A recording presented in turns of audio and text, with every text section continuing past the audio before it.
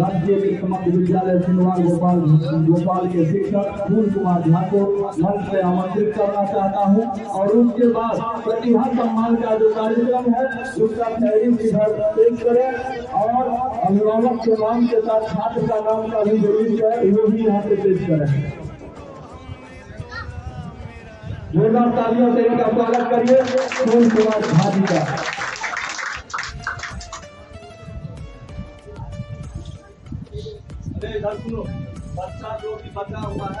बहुत बहुत धन्यवाद। आज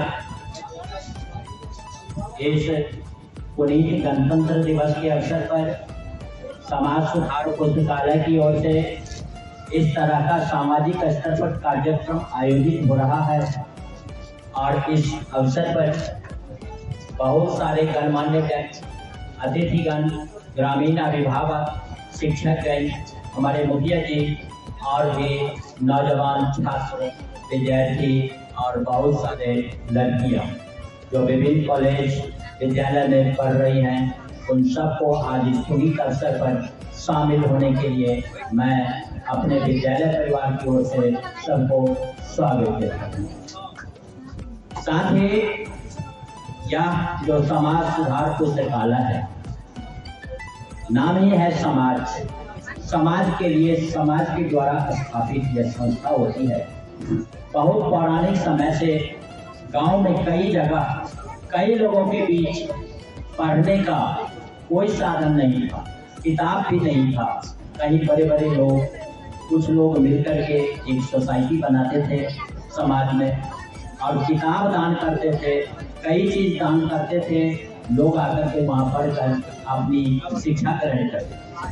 साथ ही आज इसी कड़ी में लुप्त होते हुए पुस्तकालय विलुप्त प्राय स्थिति में बनी हुई है। गांव गांव में पुस्तकालय की कल्पना की गई, लेकिन कई गांव में पुस्तकालय आज नहीं है। पुस्तकालय बना फिर खत्म हो गया। पुस्तकालय की उपयोगिता कभी खत्म नहीं होगी। जो जिस समाज के लोग जितने जागरूक होंगे, उस जगह का पुस्तकालय उतना समर्थ होगा। जहाँ का पुस्तकालय जितना समर्थ होगा, वहाँ के बच्चे और समाज उतने जागरूक होंगे, उतने प्रतिभाशाली होंगे और अपने प्रतिभा से अच्छे जॉब को हासिल करेंगे। अपने कर्म के पथ पर चल करके वे अपने जीवन पथ को सही बनाएंगे। सही दिशा देने के लिए पुस्तकालय की आवश्यकता है। लेकिन हम देख रहे हैं, हम 3-4 करीब 2 साल से इस पुस्तकालय में आ रहे हैं। इस पुस्तकालय की उन्नति जितनी होनी चाहिए नहीं हो रही। यहाँ के नौजवान कार्यकर्ता, अभिभावक वर्ग, कुछ लोग जागरूक हैं जिनके बदौलत आज ये पुस्तकालय कायम है। मैं विद्यालय में रहते हुए इस पुस्तकालय पर बहुत सूक्ष्म दृष्टि बनाए रखता हूँ। मुझे गौरव होता है कि मेरे विद्यालय के बगल में सिनवार गोपाल में पुस्तकालय की स्थापना हुआ है और यह पुस्तकालय अपने चरम स्तर को प्राप्त करे, चरम उत्कर्ष को प्राप्त करे, इसकी गरिमा दूर दूर तक जाए। इसके लिए जो प्रयास होनी चाहिए, उस प्रयास में हम लोग असफल हैं।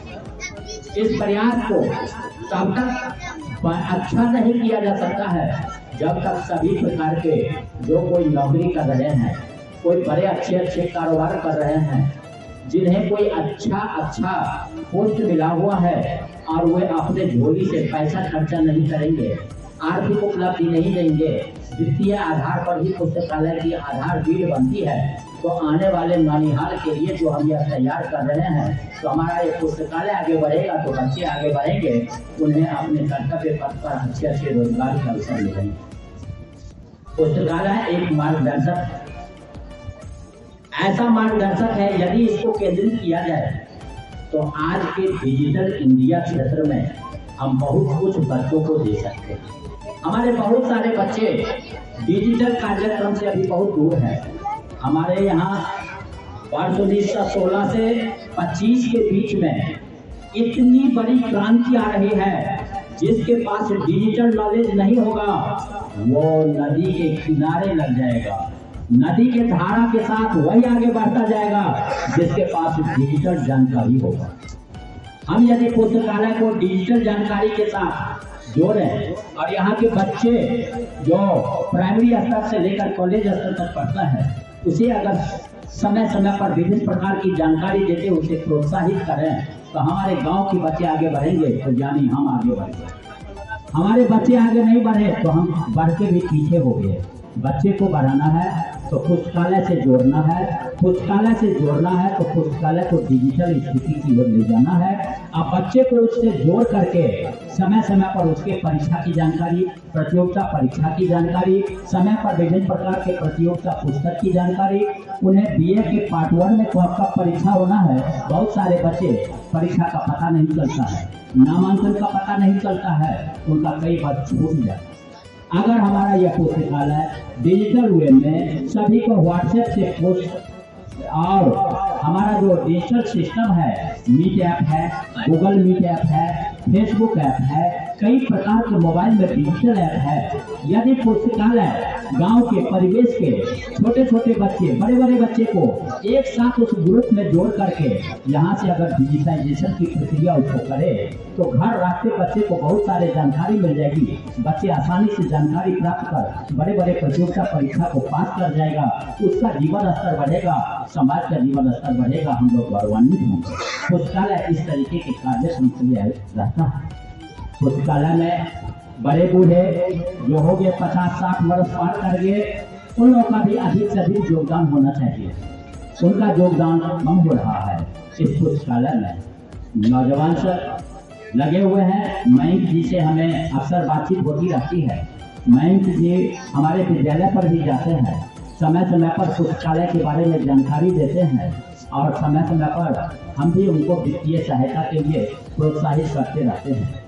चाहते हैं इस पुस्तकालय में निरंतर रूप से 2-3 पत्रिका आवे, 2-3 अखबार आवे, जो 50-60 वर्ष से ऊपर के लोग हैं नियमित रूप से कम समय सप्ताह में 2-3 दिन आकर के इस पुस्तकालय पर बैठें, वो भी अध्ययन करें, अच्छे जानकारी प्राप्त कर लें, अपने घर पर जाकर पोता पोती बेटा बेटी को कुछ जानकारी दें, जिससे कि उन्हें जानकारी पर मिलेगी, अपने भी जानकारी होगा। फालतू जगह समय बिताने से क्या कोई फायदा होगा? किसी का फायदा नहीं होगा, नुकसान के अलावा कुछ भी नहीं। इसलिए हम चाहेंगे जो समर्थवान लोग हैं इस पुस्तकालय में 100 रुपया से 1000 रुपया तक सभी आदमी योगदान दें, इस पुस्तकालय को वित्तीय रूप से समर्थ करें। यहाँ विभिन्न प्रकार के डिजिटाइजेशन की स्थिति की ओर हमें ले जाएं। हम लैपटॉप की व्यवस्था करें इस पुस्तकालय में।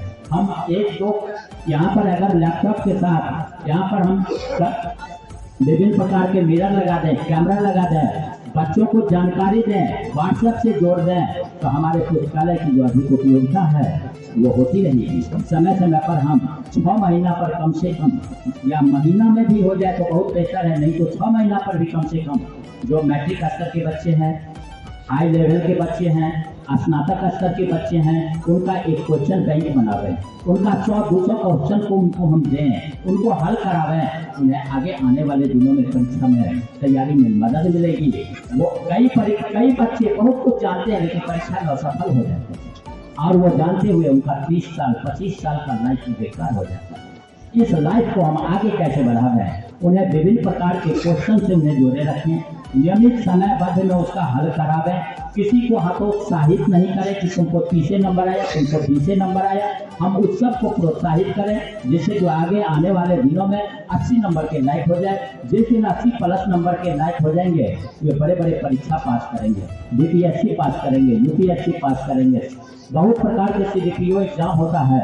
आज हमारे पास अभी कुछ दिन पहले आप लोग सुने होंगे कि अभी टीचर बहाली चल रही है। अभी बीएड और डीएलएड जो किए थे, करीब हम उम्मीद करते हैं 60+ % लोगों को इस बार नौकरी मिल गई है। अभी नौकरी की प्रक्रिया चल ही रही है, लेकिन फिर भी हमारे कई सीट खाली रह गया। कई लोग बीएड रहते हुए उसमें नौकरी उनको नहीं मिली। उसका कारण यह नहीं था कि वे पढ़े नहीं थे, संयोग ऐसा था कि उनके पास कई कैटेगरी में, जैसे बीसीएफ, ईबीसी, कई कैटेगरी में सीट खाली रह गया, यानी कैंडिडेट नहीं मिला बीएड का सही ढंग से। चूंकि बीएड करने के बाद सीटेट पास करना पड़ता है। जी आप जब टीईटी, सीटेट ये सब पास करेंगे तब जाकर के नौकरी होगी। केवल बीएड और डीएलएड करने से नौकरी नहीं होगी। तो पर हमारे बीच में अभी बीएड बहुत लोग हैं, लेकिन वो पास नहीं है तो उनको नौकरी नहीं मिली। मुखिया जी सब कई जगह अभी थे काउंसलिंग में, काउंसलिंग की प्रक्रिया के अंतर्गत भी इन लोगों के माध्यम से भी कई लोगों की बहाली हुई है। अतः हम चाहेंगे आगे आने वाले दिनों में हम जो ये नए बच्चे जो पहला दूसरा से लेकर आईए बीए तक पढ़ रहे हैं, उन बच्चों को प्रोत्साहित करें, अच्छे अच्छे अंक कैसे लावें, इसके लिए इस पुस्तकालय अच्छा का मार्गदर्शक बन सकता है। ये मार्गदर्शक तभी बनेगा जब ये आर्थिक रूप से समर्थ होगा। जब तक आर्थिक रूप से समर्थ नहीं होगा, इसका डिजिटलाइजेशन नहीं होगा, हम बच्चों तक नहीं पहुंच सकते हैं। हम बच्चों तक कैसे पहुंचे, इसके लिए हम लोग विचार व्यवस्था करें। जो इसके मुख्य संचालक है वो थोड़ा मेहनत कर रहे हैं और थोड़ा मेहनत करें। आगे आने वाले दिनों में यहाँ के बच्चों का भी भविष्य अच्छा होगा और पुस्तकालय उन बच्चों के भविष्य के साथ आगे बढ़ता चला जाएगा। इन्हीं सब शब्दों के साथ हम अपनी वाणी को विराम देते हैं और जो सहयोग हमसे बन पाएगा, जब हमसे सहयोग मांगेंगे हम सहयोग देंगे। तत्काल इस पुस्तकालय को हर साल कम से कम 3 पत्रिका और 2 अखबार पुस्तकालय को मिलता रहे।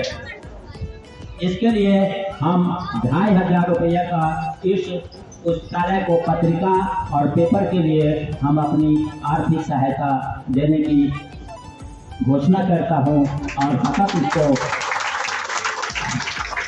बढ़ाने के लिए अपनी संकल्प देता हूं। बच्चे बढ़ेंगे, हम बढ़ेंगे। जय हिंद, जय भारत।